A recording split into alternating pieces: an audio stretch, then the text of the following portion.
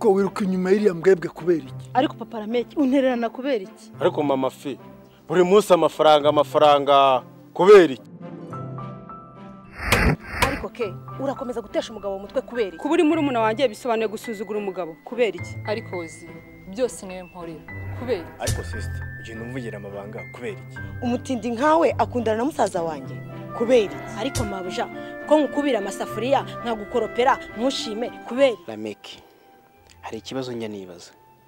Ni gute umugore ashobora guca inyuma umugabo we kubera iki? Niko keza kuva nta gushaka ntago ndishima n'umunsi warimo kubera iki? Kubera iki? kubera iki? kubera iki? Kubera iki? Kubera Kubera iki? kubera iki? kubera iki? Kubera iki? Kubera iki?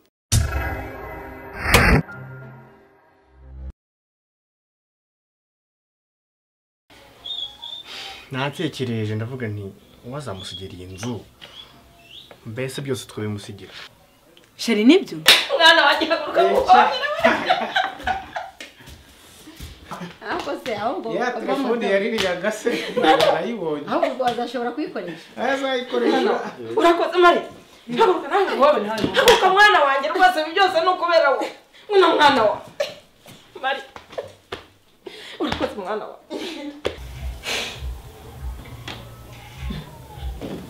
Babaye benshi.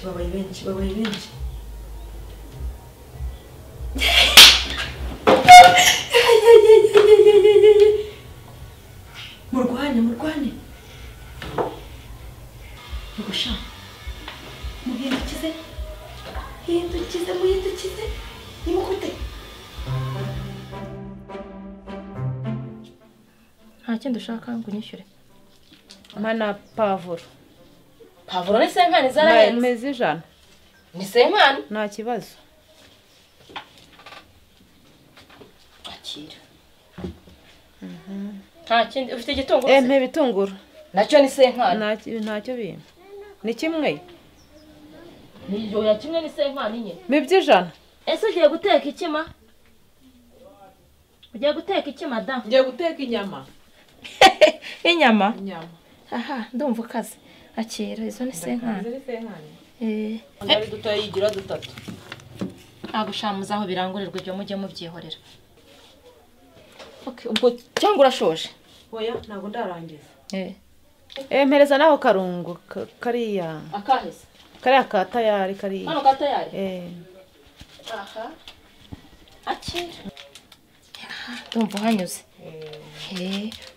Nkundi kero zirataraza ibi byose ntari muze kubihaha. Ngaho tubari. Ngaho mbari. Aya ni 750. Uri kumva? Aya ni 850. Yego. Aha ni 950. Aha ni 1050. Yego. Aha ni 1100. 1200. Aya ni ikijana. Senkani naha ni senkani bune ni ikijana. Nta kibazo shyura. Aha. Nishyura. Mfite igihombe igiceri cy'ijana nzakiguheje. Iki? Nzaguheje. Kuki imbere yose utambwiye kuje kwikopesha se?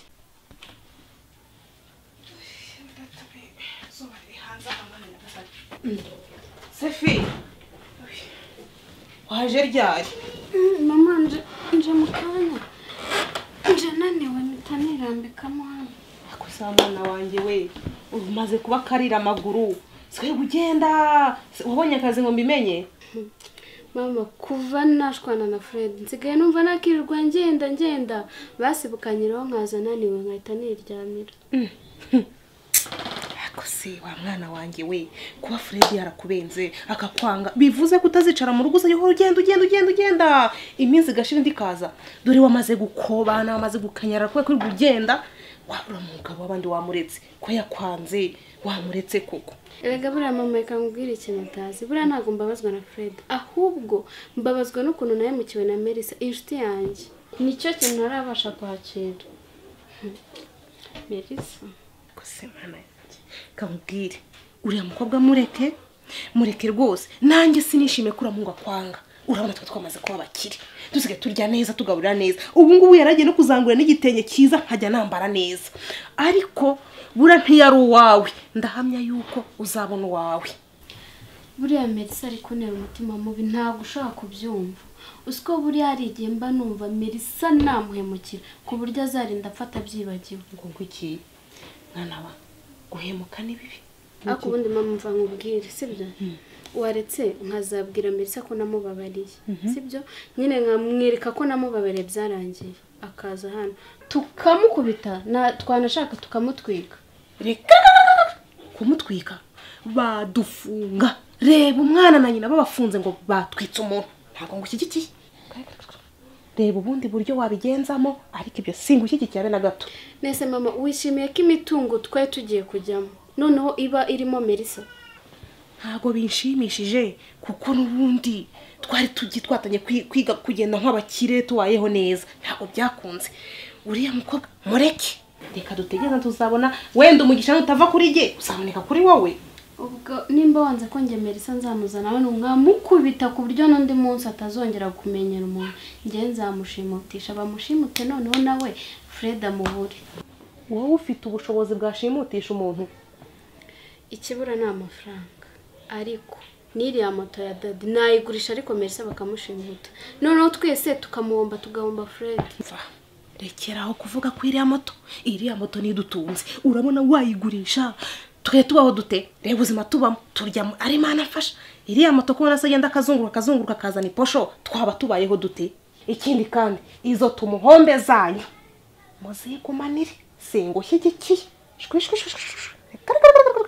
Reka ngo wunge nigendere nigire mu turimo. Wanda musonga ndi no kubuza gusinzira.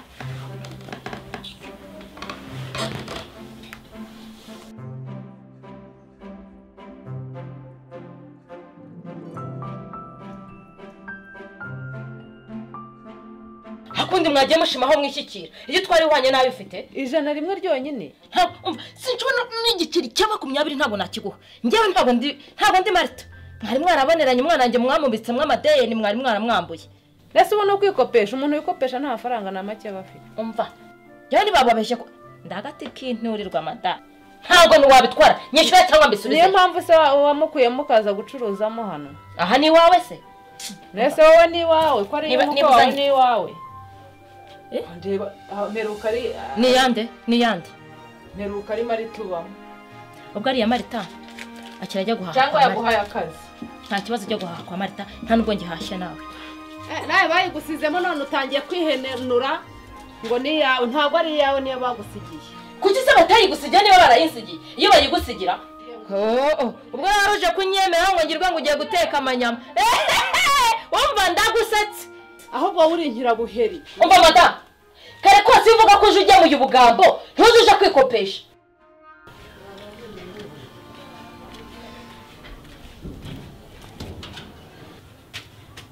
Mama, ranga. Mufitiye amakuru ashyushye. Ndeba utarwiyambitse cyumbwire sawa. Makuru ashyushye. Ayahe se ko ndeba utakirwiyambitse. Umva nishimye nago habyumva. Umva mama, Fred yamamagaye. Fred nzi cyangwa mwana uwo mwonge gukurana na Fred. Mwana nge ko yakubenze agashaka umugore urashaka iki kwira mbesiri. Niyo mpamvu nyine ndi kukubwira ngo ngufitiye amakuru. Mbaza ngo yambwiraga iki mama? Ngabwira numve. Yambwiye ngo Melissa burya nagabyara. Umva Fred yamamagaye afite agahinda kenda go kumwica ansaba imbabazi. Umva arambwira ngo nagabyara. Ariko mwana wa burya ngihora ihoze. Isubiriza n'igihe. Uzi kubura ikizungezo n'amatayi n'iki waka ukabura ikintu kimwe kiguhaisha agaciro mu muryango. None se ubundi mwana wa muri ibyo byose ushimishijwemo n'iki? Aho mama urasetsa. Umva nkubwire kuva Melissa atabyara 90% ndahamya ko nzasubirana na Fred. Kongo iki cyane. Ariko wa mwana warasaze. Ntabwo uzi neza yuko ura mugore ejo ndibasezeranye n'umugabo we mu murenge. Umva mama, ndabizi neza bitewe n'ukuntu Fred yamamagaye. Ntago yabana n'umugore utabyara. Ubwiwe n'iki ko ubyara? Ubwiwe n'iki kubyara? Mama ngiye ndabyara. Wabibwiwe n'iki? Ndabyara nyine ndabyara fata icyo ko mbyara. Wabisuzumiye he? Ndabyara fata icyo ko. Wabisuzumiye he nyine? Cyangwa ubwo uri kwa nyokuru nta mahano wakoraga? Wabwiwe n'iki kubyara mukobwa? Nta mugabo ufite. mba mbyiyumvamo nyine ko nabyara.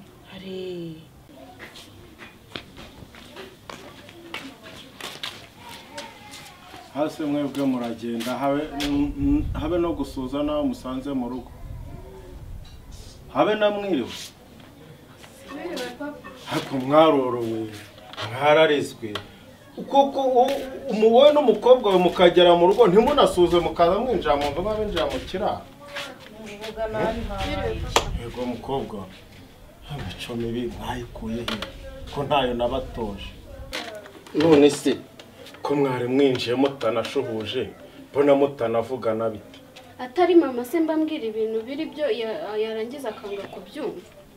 Ibikize papa fi ubu twongeye twariye ibintu ubu n'uruzungu twariye kagire nkuru umugore nicyo ngukundira byarimo bimbyiganiramo niyo mpamvu naga nashecetse nabuze icyo mvuga.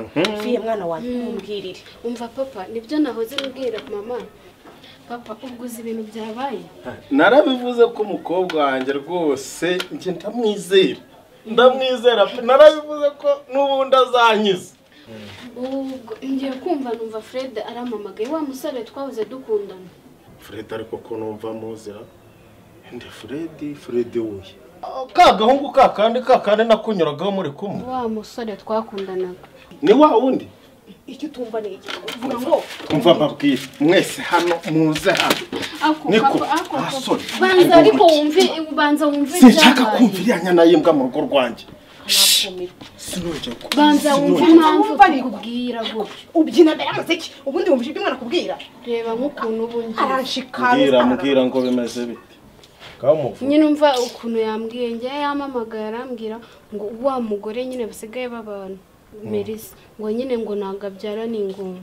igihe cyose urumva urashaka gushaka umugabo uhora ubarirwa amazu buri gihe ko uri umukobwa wanjye ukaburi inkumi utaragira wakwitonze uri mu bice ubundi cyangwa ninyo kubikwigisha kandi afite n'amafaranga. papa fi yewe ntugahora unyikorera we ibi byose ngo ni izi ni politiki ushyiramo umwana wawe z'amafaranga mwakwitonze ubundi mwari mwabura hano mwamburanye. wagira ngo umwana wanjye abayeho neza agese nabaho neza. none se kubaho neza no kuri mwari mwaburara ibyo nkorera byose ko ari mwe mbiha mwabaye muti uriya muramushaka yise uriya ni umugabo ngaho mvuwo ngo ntabyara ejo wazavuga ngo nturi inzobe ejo bundi avuga ati ntabwo ufite amabuno manini ashaka undi ubwo ngubwo ibyo nibyo hisemo mwabaye muti. fi turekane naso ndumva ibintu sarimo ngwino twigeze umva nkubwire wintwarira umwana utyo urumva jure ko umwana wanjye mugira inama. umva fiye mwana wanjye uracyari muto ufite ubuzima bwiza urumva ufite ubuzima bwiza imbere tuza uzabona undi muntu. umva nkubwire papa icyambere cyo murabizi ko Fred mukuru none naba ngize imana yo ko twasubirana ngize imana yo ko Melissa atabyara nkanga gusubirana. umva niba mwese mubyanze nimugende mumve imbere. oho urabona mwana wa kireke niyo mpamvu tugomba kugipanya tukanagita ubundi iki ni ikintu tuzigendere mwana wa twigendere. rero rwego muri byinshi twaganiriye ndakumva icy'ingenzi nshaka kukubwira ni icyizere cyanjye ngiye kuguha ni kukwereka iyi butike yanjye. nayibonye urumva iyi butike yanjye uzayimenya ari nzayimenya dore ngiye kujya i Kigali ngiye kuyigusigira nzajya i Kigali rero uyisigarane ujye ucuruza rwego ndakwizeye rwose. ibi bintu birimo n'ubicuruza bigashiramo uzakinga umuryango waretse nkazarangura twebwe ibyo kurangura wabivamo nta kibazo nibwo wazasanga ibintu byawe bigihari rwose. rwe nkwizere rwose nyizera yego umugaragu mwiza baramuraga baramuraga ese rwe uyu ni umurage nguhaye